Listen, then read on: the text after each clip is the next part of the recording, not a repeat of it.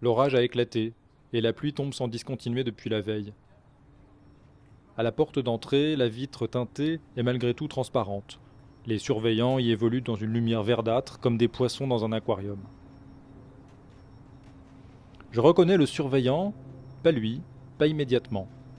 Derrière ses lunettes fumées, il m'observe avec hésitation, son corps flotte un peu dans l'uniforme, laissant apparaître le dessin d'un fauve rugissant le long de son cou.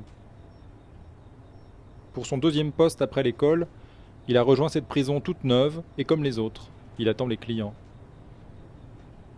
Cette qualification résonne étrangement à mes oreilles. Pour le moment, tout le monde patiente.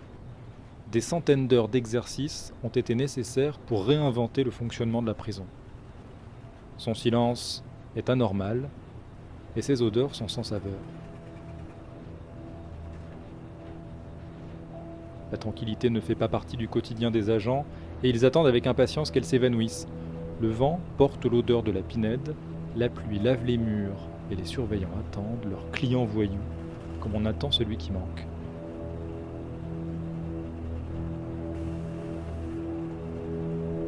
Transféré d'une prison voisine surpeuplée, un premier quart de détenus arrive.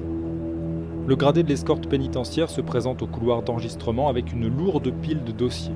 Du côté du greffe, la cohue est indescriptible, la pression optimale. Les cartons et sacs des détenus s'entassent dans le couloir. La première personne détenue arrive.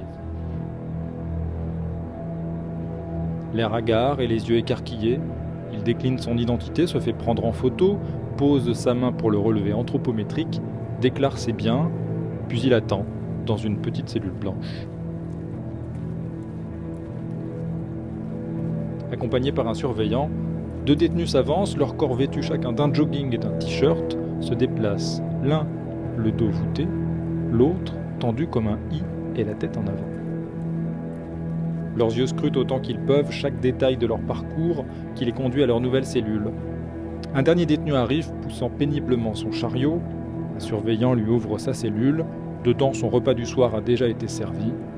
Carton après carton, il remplit son espace. Plus loin sur la coursive, la distribution des repas se poursuit quand un bruit d'explosion fait tourner toutes les têtes.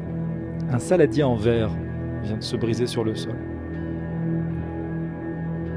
Le dernier détenu a la mine défaite, il est au bord de fondre en larmes, son corps se voûte un peu plus, et les mots qui sortent de sa bouche à profusion sont pleins d'excuses pour les surveillants.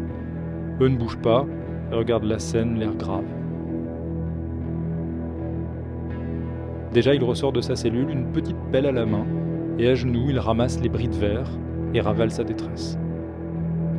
Son corps est au bord de la rupture, épuisé par l'épreuve de ce déménagement d'une prison à l'autre, d'une mise à nu à l'autre.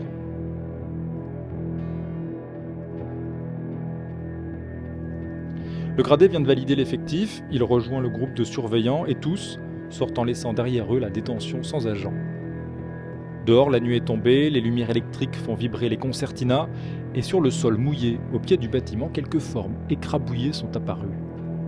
Les détritus viennent d'être jetés par les détenus après le repas du soir. Le gradé raconte qu'il est monté voir les deux seuls détenus donnant sur cet endroit pour leur demander des comptes, mais tous deux ont nié les faits. Le petit groupe s'avance de quelques mètres quand soudain tombent des cellules, les premières insultes, en boucle, dévalent des surveillants enculés ponctués de rires soutenus. Blasé, le groupe de surveillants s'avance, pas le moins du monde surpris par ce rituel qui, malgré l'effectif famélique, se rejoue là quelques heures après le transfert.